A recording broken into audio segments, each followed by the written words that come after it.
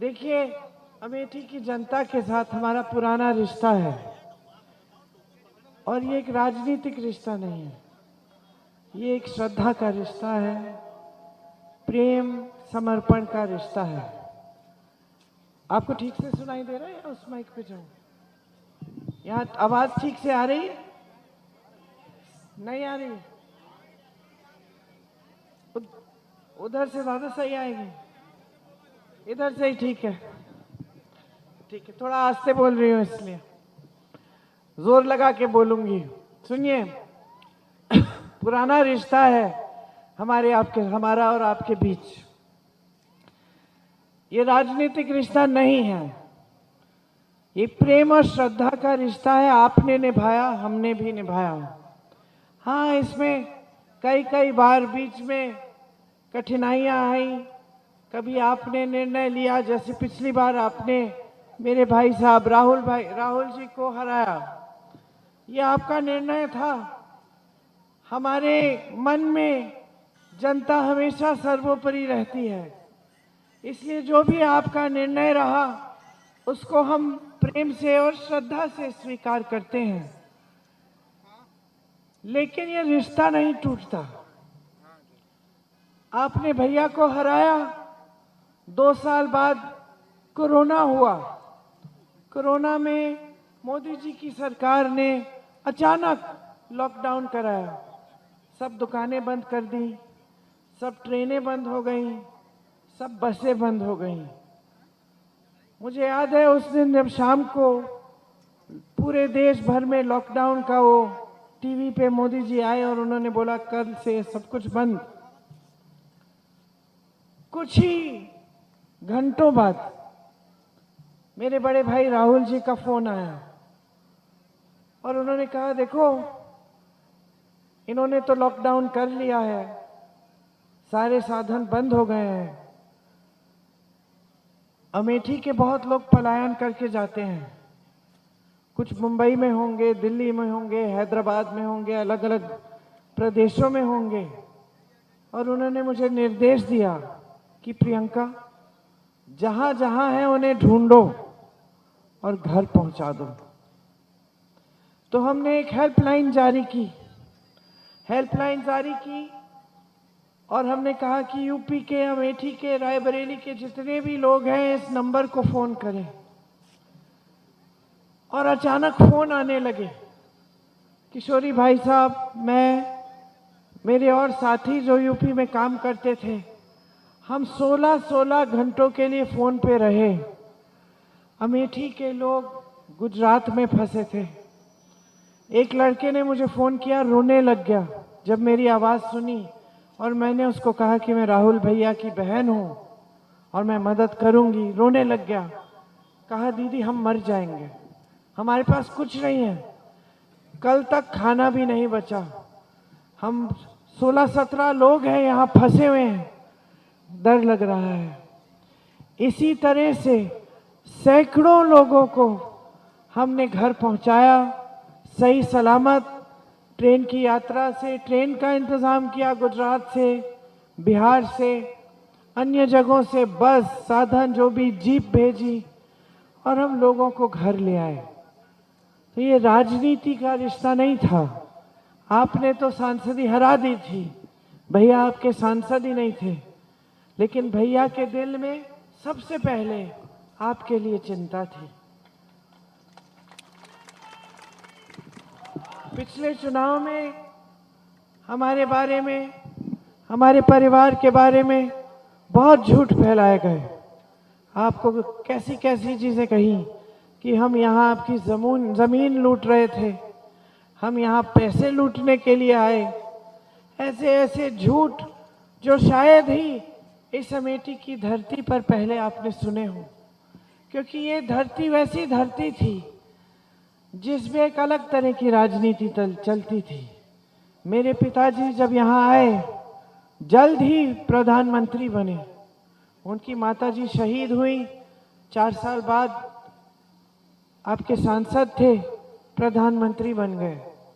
और प्रधानमंत्री होते हुए आपके घर घर में आए, आपकी समस्याओं को पूछने आए, आपसे डांट भी खाई, आपके सामने झुके और एक ऐसा रिश्ता उन्होंने शुरू किया जो एकदम श्रद्धा से भरा हुआ था। तो आपके सामने झूठ बोलने का, आपको गुमराह करने का, आपको धर्म के नाम पर, भगवान के नाम पर आपसे वोट लेने का तो सोचा ही नहीं था। हम सोच भी नहीं सकते थे कि हम अमेठी आएंगे और जनता को गुमराह करेंगे, फुसलाएंगे और उस आधार पे हम वोट लेंगे। हमारे पिताजी के बाद माताजी आई। माताजी भी वही श्रद्धा लाई। अपने शहीद पति के जो सपने थे अपने संसदीय क्षेत्र के लिए, वो पूरा करने के लिए आई। भाई आए, भाई ने भी यही शपथ ली थी अंदर अंदर अपने दिल में कि पिताजी का क्षेत्र है, पिताजी इस देश के लिए शहीद हुए, हमें उनका काम जारी रखना है, उनके सपने साकार करने हैं। तो हमारे मन में ये बात आ भी नहीं सकती थी कि हम कहीं आपको झूठ बोलें, कि हम किसी भी अलग मुद्दे पर आपसे वोट मांगे। हमारा धर्म ये था, कर्तव्य ये था कि हम काम करें और काम के आधार पर ही आपसे वोट मांगा, काम के आधार पर ही आपसे समर्थन मांगा, काम के आधार पर ही हमारा रिश्ता जुड़ा आपसे। फिर एक प्रत्याशी आई भाजपा से पिछले चुनाव में, या शायद उससे पहले वाले चुनाव में आई, 14 में आई थी, 14 में आई, फिर 19 में आई। और ये झूठ बोलने का सिलसिला, जनता को गुमराह करने का सिलसिला शुरू हुआ। मेरी बहनें आपके घरों में आई, आपके साथ दुर्दुरिया किया, आपसे वचन लगवाया, भगवान के नाम कहा, वचन दो भगवान को कि भाजपा को वोट देंगी, क्योंकि कांग्रेस धर्म की विरोधी पार्टी है। जो पार्टी महात्मा गांधी ने बनाई, जो ऐसे महात्मा थे कि जब उनको गोली लगी तब उनके मुंह से हे राम शब्द निकले, ऐसे महात्मा थे कि दुनिया में उन्होंने ये आंदोलन शुरू किया, देश में दुनिया में मशहूर हुआ उनका आंदोलन, जो सत्य और अहिंसा पर, भगवत गीता की सीख पर आधारित था। हमारी पार्टी धर्म की विरोधी कैसे हो सकती है? हमने तो हमेशा धर्म ही निभाया है, सत्य के पथ पर चले हैं। राजीव जी ने हमेशा आपको सच बोला, सोनिया जी ने सच बोला, जो काम कर सकती थी वो किया, जो नहीं कर सकती थी उसका वादा नहीं किया। तमाम उद्योग लगे, सड़कें बनी, बिजली की सुविधा जहाँ जहाँ आई, पानी की सुविधा जहाँ जहाँ आई। ये जो आज बड़ी बड़ी सड़कें अमेठी को लखनऊ से जोड़ती हैं, रायबरेली से जोड़ती हैं, पूरी देश से जोड़ती हैं, वो उस समय नहीं थी, ऊसड़ जमीन थी। मुझे याद है जब मैं बचपन में आई, सफेद सफेद जमीन दिखती थी, बुजुर्गों को याद होगा। मैं पिताजी से पूछती थी कि पिताजी ये सफेद क्यों हो रही है जमीन? वो कहते थे कि इसमें नमक बहुत है, ऊसड़ है, उपजाऊ जमीन नहीं है। आज हर जगह आपको हरियाली दिखती है। जो नौजवान है उनको मालूम नहीं होगा, अपने आप नहीं आई ये हरियाली। ये हरियाली तब आई जब राजीव जी, मेरे पिताजी, एक योजना लाए कि यहाँ की जितनी भी ऊसड़ जमीन है उसको हमें उपजाऊ बनाना है। आज आप ढूंढ लेंगे, आपको ऊसड़ नहीं मिलेगी। तो ये जो तरक्की हुई यहाँ की, जिसको बदनाम आपकी सांसद जैसे नेताओं ने किया, ये तरक्की अपने आप नहीं हुई, आपके जीवन में बदलाव आए। मैं जहां जहां दिल्ली में जाती हूँ, एनडीएमसी के कर्मचारी, दिल्ली के कॉरपोरेशन में जो कर्मचारी हैं, मैं पूछती हूँ कहाँ के हो? ज्यादातर अमेठी के हैं, रायबरेली के हैं, क्योंकि हमारे कार्यकाल में बहुत लोगों को रोजगार भी मिला, बहुत काम हुआ। लेकिन पिछले 10 सालों में आपके संसदीय क्षेत्र में आपकी जागरूकता पर आक्रमण हुआ। आपको बहुत बोला गया, गलत बोला गया और आपको झूठे वादे भी दिए गए। 13 रुपए किलो चीनी, वो वादा याद है आपको? किसने दिया? भाजपा की नेता ने दिया। यही नेता है जब 400 का सिलेंडर हुआ था कांग्रेस के जमाने में, सिलेंडर पे बैठ के पत्रकारों से बात की, सिलेंडर पे बैठ के बोली कि हद हो गई है, इतना महंगा हो गया है, अब 1200 का सिलेंडर हो गया है, मुंह नहीं खोलती। ये वही है जो महिलाओं के अत्याचार के बारे में बात करती थी और आज हाथरस की महिला के साथ अत्याचार होता है, इनकी पार्टी अत्याचारियों की मदद करती है। उन नाव में एक महिला को जलाया जाता है, इनकी पार्टी अपराधियों की मदद करती है। मणिपुर में होता है, कर्नाटका में होता है और इनकी पार्टी जिसने अत्याचार किया उसकी मदद करती है और ये चुप रहती है, एक लफ्ज नहीं बोलती। पहचान लीजिए कैसी राजनीति चल रही है आप पिछले 5 सालों से आपके क्षेत्र में। मेरी बहनें आप यहाँ बैठी हैं, महंगाई का सामना कौन करता है? सबसे ज्यादा महिलाएं करती हैं। दुकान जाती हैं, कुछ खरीद नहीं पाती, आधा सामान छोड़ के आ जाती हैं, सोचती है कि कोई बात नहीं बाद में खरीद लेंगे। काम करती हैं, मेहनत करती हैं आपसे ज्यादा, क्योंकि आप मेहनत करते हो, लेकिन आराम भी होता है जब घर जाते हो, क्योंकि महिला है, घर जाती है। यहाँ जो पुलिस कर्मचारी भी है महिलाएं, घर जाती होंगी, बच्चों का देखभाल करेंगी, खाना पकाएंगी, घर की सफाई को देखेंगी। महिला का दुगना काम होता है, पूरा बोझ उठाती है, परिवार का, समाज का, देश की नई पीढ़ी की परवरिश का। लेकिन इनकी सुनवाई कहाँ है? आज महंगाई से जूझ रही हैं। 1200 का सिलेंडर, मिट्टी की तेल, चीनी नहीं मिलता, सब महंगा हो गया है। सब्जी महंगी, आटा महंगा, दाल महंगा, सब कुछ महंगा हो गया है, सस्ता कुछ नहीं रहा। 50 क्या, मिलती ही नहीं है। वहां मैं रायबरेली में कह रही थी, दीदी मिलती थोड़ी है चीनी। आप सांसद तक पहुंच जाएं, वही बड़ी बात होगी, बात करना छोड़िए। आपके सांसद प्रधानमंत्री होते थे, आपको पहुंचना नहीं पड़ता था, वो पहुंच जाते थे आपके बीच। आपके सांसद प्रधानमंत्री होते थे, खुद गाड़ी चला के आपके घरों में आकर सर झुका के आपसे बात करते थे। आपके सांसद प्रधानमंत्री थे, कभी अहंकार नहीं दिखाते थे। आपके घरों में आते थे, आप डांट देते थे कि भैया प्यार तो बहुत करते हैं आपसे, आपने बिजली का खंभा लगाया, इसमें तार नहीं लगाया, वोट नहीं देंगे। याद है आपको? जो बुजुर्ग बैठे हैं, मैं छोटी बच्ची थी, पिताजी को डांट पड़ रही है, मैं तो घबरा जाती थी।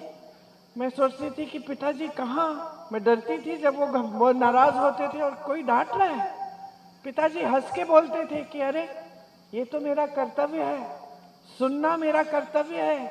और मैं खुश हूँ कि अमेठी की जनता जागरूक है, कि अमेठी की जनता सवाल उठाती है, जवाब मांगती है, विकास मांगती है। ये था रिश्ता आपके बीच में। आज एक लड़के ने क्या फेसबुक पे, क्या संविदा कर्मी है एक प्रमोद तिवारी, फेसबुक पे क्या लिख लिया, एक इनके बारे में आलोचना कर ली, उसकी नौकरी निकाल दी। पिता बीमार है, इलाज नहीं हो रहा है, और क्योंकि उसने एक आलोचना कर ली उसको नौकरी से निकाल दिया। इतना अहंकार है आपकी सांसद का कि उनके पास जाना छोड़िए, अगर आप उनकी थोड़ी सी आलोचना कर लेते हैं, थोड़ा सा सवाल उठाते हैं, वो तो नौकरी से ही निकलवा देती है। और वहां आपके सांसद प्रधानमंत्री थे, मुस्कुरा के जवाब देते थे। मुझे याद है मेरी माताजी के समय, जब मैं यहाँ की प्रभारी रहती थी किशोरी लाल शर्मा जी के साथ, मैं जाती थी गांव में तो ऐसी डांट पड़ती थी कभी कि अच्छा बहन जी आ गई हैं, अब आई हैं, कितना समय हो गया, सड़क बनानी थी आपने, अभी तक खड़िंजा नहीं लगाया है। ये डांट खाती थी, जवाब देती थी कि नहीं नहीं मैं अभी कराती हूं इसको। तो ऐसे ही तो कार्य हुए यहां। आज क्या है कि पूरे देश भर में नेता बहुत अहंकारी हो गए हैं। भाजपा के नेता हैं, बार बार जीत रहे हैं चुनाव, जनता पूछ नहीं रही है। ये लोग धर्म का नाम लेते हैं, धर्म के आधार पर आपसे वोट लेते हैं। जनता इनसे सवाल नहीं उठा रही है कि भाई किया क्या है हमारे लिए, तो जवाब देना नहीं पड़ रहा है। कहां वो जनता, यहीं की हमारे अमेठी की जागरूक जनता जो प्रधानमंत्री को खड़ा कर देती थी, कहती थी कि भाई करो नहीं तो वोट नहीं मिलेगा। और कहां आज की जनता जो धर्म का नाम लेते हैं, ये आपको गलत गलत बातें बता देते हैं कि बाकी पार्टियां धर्म विरोधी हैं, बाकी पार्टियां आपके भैंस चुरा लेगी, बाकी पार्टियां आपके मंगलसूत्र चुरा के किसी और को दे देंगी, सारे झूठ। और आप चुप रहते हैं। ये शिकायत है आपसे, मैं शिकायत कर रही हूं आपसे। आप देखते हैं कि देश की सारी संपत्ति मोदी जी अपने खरबपति मित्रों को दे रहे हैं और आप मौन हैं, सवाल नहीं उठाते। सारी संपत्ति उठा के देश के कोयले के खदान, देश की बिजली, देश के बंदरगाह, देश के हवाई अड्डे, देश की बड़ी बड़ी कंपनियां जिससे आपको नौकरी मिलती थी, रोजगार मिलता था, सब बड़े बड़े खरबपतियों को दे दिए।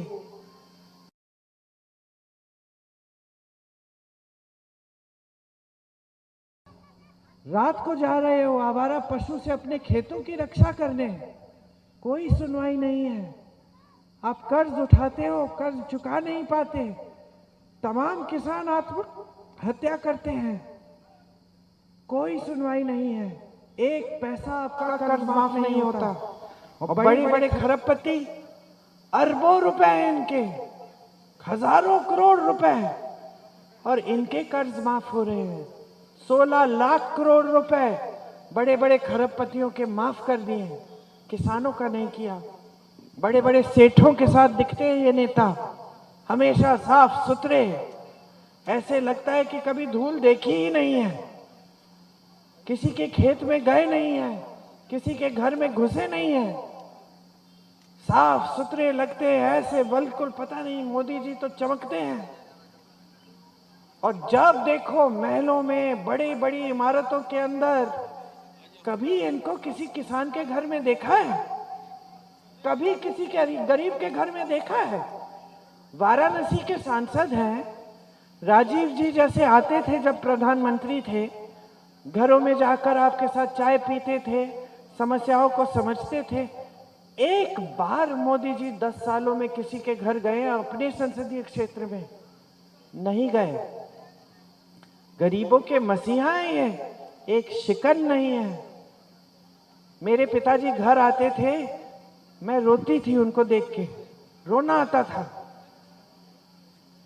12-12, 14-14 घंटे यात्रा करके आप सबसे मिलके घर आते थे, लोग उनको खींचते थे, यूं पकड़ते थे, उनके हाथ यहां यहां तक घाव होते थे, निशान होते थे नाखूनों के, उंगलियों के, क्योंकि लोग प्यार से छूते थे, थके हुए लगते थे, खड़ा नहीं हुआ जाता था। पिछला आखिरी बार यहां रायबरेली में जब मैंने देखा उनको, किशोरी आप भी थे शायद, हम उनके साथ गए थे प्रचार के लिए, इतना काम कर रहे थे कि थक गए थे, एकदम थकावट दिख रही थी, लेकिन रुके नहीं। कुर्ता साफ नहीं होता था कभी, धूल से भरा होता था, बाल धूल से भरे हुए। ये थे प्रधानमंत्री। और सिर्फ राजीव जी नहीं, सिर्फ राजीव जी या मेरे परिवार के सदस्य नहीं, बड़े बड़े प्रधानमंत्री रहे, वाजपेयी जी सभ्य इंसान थे। कभी आपके सामने आकर ऐसी अजीब सी बातें नहीं की जैसे नरेंद्र मोदी जी करते हैं। और इनकी जवाबदेही खत्म कर दिया आपने। इनको ये नहीं लगता कि जनता के सामने 10 साल बाद चुनाव के समय आए हैं, जनता को कम से कम हम ये तो बता दें कि काम क्या किया है। हम ये तो बता दें कि अगले 5 सालों में क्या योजना है जनता के लिए। इतना भी आदर नहीं है जनता के लिए, सब अहंकार ही अहंकार है, सत्ता, शोहरत, शान, बस यही है। और कांग्रेस पार्टी, आपके सामने हम जितने भी कांग्रेस के नेता हैं, सब सिर्फ एक बात कर रहे हैं कि हम इस देश की संपत्ति वापस आपके हाथों में डालना चाहते हैं।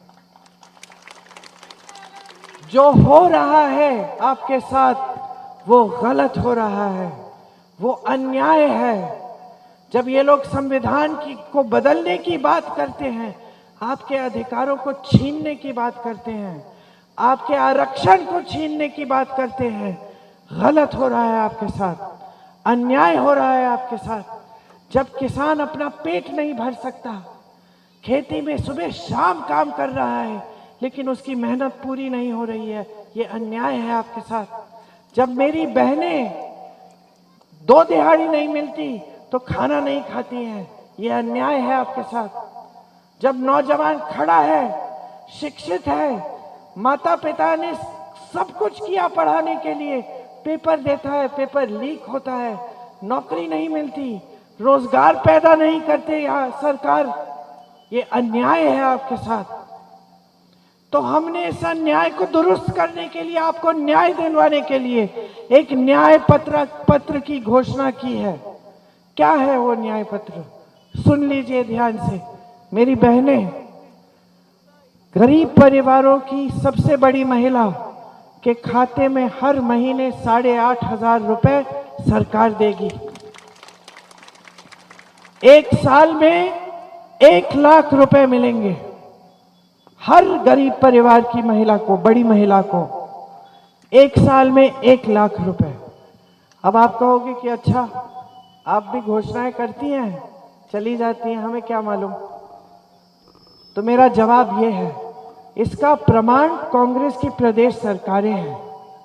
तेलंगाना में, कर्नाटका में कांग्रेस की प्रदेश सरकार आज के दिन हर गरीब परिवार की महिला, सबसे बड़ी महिला के खाते में 2-2 हजार रुपए डाल रही है।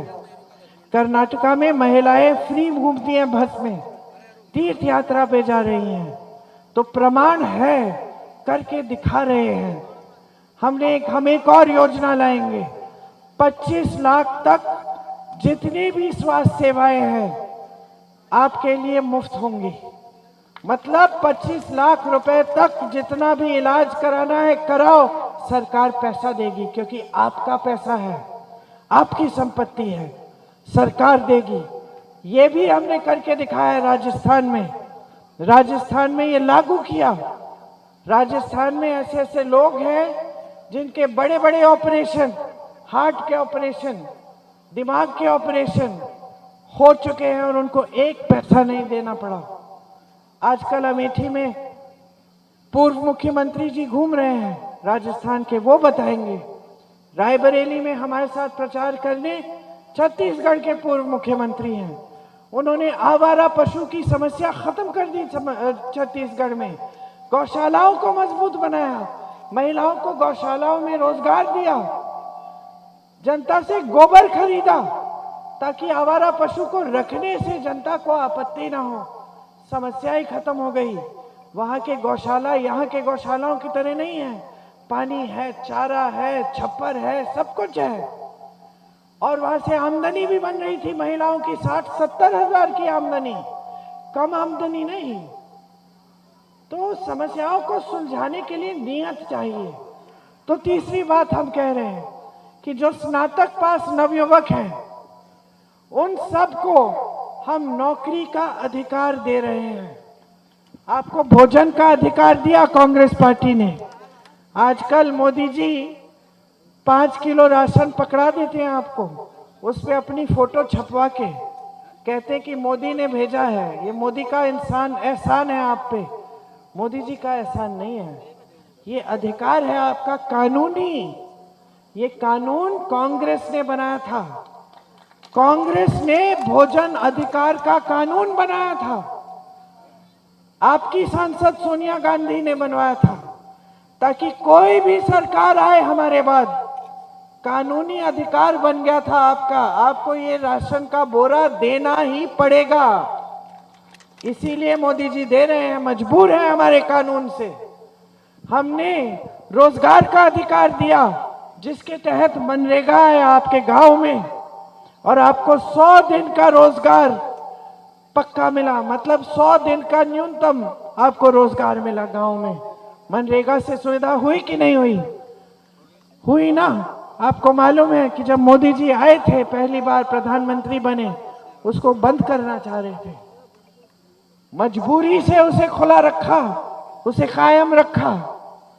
मनरेगा जैसे हम शहरों में आपको रोजगार का अधिकार देना चाहते हैं, तो जैसे गांव में मनरेगा है, शहरी मनरेगा बनेगा।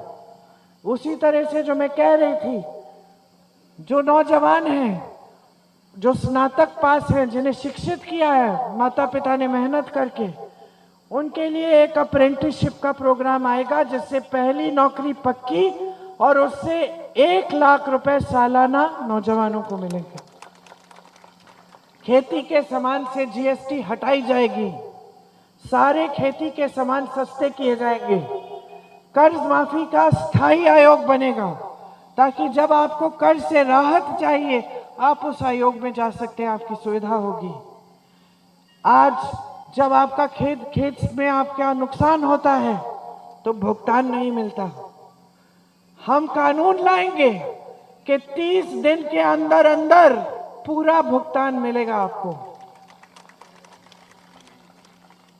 तो ये तमाम स्कीमें हैं जिनको हम गारंटी बोलते हैं, क्योंकि कुछ तो हम आपका अधिकार बना देंगे और कुछ हम गारंटी देंगे कि जैसी हमारी सरकार आएगी हम करके दिखाएंगे। भैया आज भाषण में कह रहे थे, रायबरेली आए थे आपके पूर्व सांसद राहुल जी, वो कह रहे थे कि 15 अगस्त तक अगर हमारी सरकार आएगी, 15 अगस्त तक, इसी साल के 15 अगस्त तक ये जो नौकरियां हैं ये देना शुरू करेंगे। जो 30 लाख खाली पद पड़े हैं जिन्हें मोदी जी ने भरा नहीं है, उनको भर के दिखाएंगे। तो ये सब काम हम करना चाहते हैं आपके लिए। और दिल से एक बात बताती हूँ, आप अमेठी की जनता है, परिवार समान है। आपके लिए तो दरवाजे हमेशा खुले रहे और खुले रहेंगे, चाहे आप चाहें हमें ना चाहें। लेकिन दिल से मैं एक बात कहना चाहती हूँ, मेरे लिए ये पवित्र भूमि है, मेरे पिता की कर्म भूमि है। मेरे पिता शहीद हुए इस देश के लिए। मैं 19 साल की थी, वो मात्र 46 साल के थे जब उन्होंने जान दे दी देश के लिए। इस पवित्र जमीन पर इस तरह की राजनीति मत लाओ, झूठों की राजनीति, इस तरह की राजनीति जिसके नेता चीखते चिल्लाते हैं, झूठ बोलते हैं, आपको गुमराह करते हैं, मत लाओ। यहां सभ्य राजनीति को रहने दो। चाहे आप हमें चुने, कल किसी और को चुने, किसी और को नेता बनाए, लेकिन सभ्यता होनी चाहिए। और एक चीज होनी चाहिए उस नेता में, जनता के प्रति श्रद्धा होनी चाहिए। यही सबसे बड़ा सम्मान होगा मेरे पिताजी के लिए, कि यहाँ अमेठी से देश भर में संदेश जाए कि हमें ये झूठों की राजनीति नहीं चाहिए। बहुत हो गया, बहुत नाटक हो गया, नौटंकी हो गई, झूठे वादे हो गए। हमें यहाँ वही पुरानी राजनीति चाहिए, असूलों वाली, सच्चाई वाली, जनता और नेता के बीच में पारिवारिक रिश्ता, श्रद्धा वाली। और आपसे कहना चाहती हूँ कि किशोरीलाल शर्मा जी जो अब कांग्रेस के प्रत्याशी हैं, वो इस सभ्यता को समझते हैं। उन्होंने 40 सालों के लिए आपकी हर समस्या की सुनवाई की। आप हमको दरख्वास्त देते थे, हम किशोरी जी को पकड़ाते थे कि किशोरी देख लेना, हमारे जाने के बाद देख लेना, ये काम हो जाना चाहिए। तमाम काम जो आपके गांव में हुए, जो पूरे अमेठी में हुए, इनकी निगरानी में हुए। आज ये आपके सामने खड़े हैं। हाँ, कोई बड़े मंत्री नहीं हैं, कोई चीखते चिल्लाते हुए नेता नहीं है जो पूरी मीडिया को बटोर के सिर्फ अपनी आवाज सुनना चाहते हैं। आपकी तरह साधारण परिवार के हैं, लेकिन आपके बीच आने की इनकी दिल में श्रद्धा है। हमेशा 40 सालों से आपके बीच आए हैं, आपकी गली गली जानते हैं, यहाँ के एक एक कार्यकर्ता को पहचानते हैं। मैं पूछ लूँगी कि मैं किशोरी जी बताइए इनका इतिहास क्या है, मुझे बता देंगे कि इन्होंने इस चुनाव में ऐसे किया, उस चुनाव में वैसा किया, फिर हमसे नाराज थे, फिर ठीक हो गए, फिर हमने उनकी बेटी को पढ़ाया, ये सब जानते हैं। इनसे अच्छा प्रतिनिधि आपको नहीं मिल सकता। एक ऐसे प्रतिनिधि जो आपके बीच से ही उभरे हैं और आपके बीच ही रहेंगे। तो आप मन बना लीजिए, भारी बहुमत से इनको जिताइए। यहाँ से पूरे देश में संदेश जाए कि बहुत हो गया है, अब हमें सच्ची राजनीति चाहिए।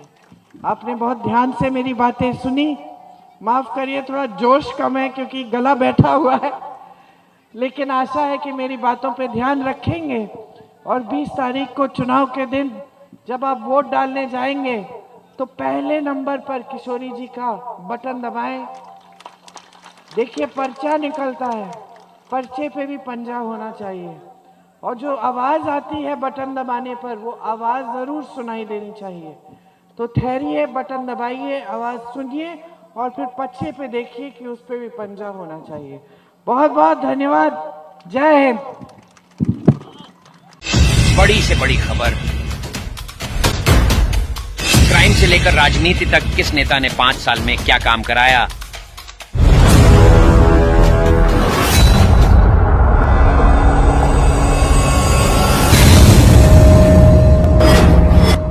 मिलेगी सबसे पहले हर खबर चेंजिंग फ्यूचर न्यूज पर, जो बदलेगा आपका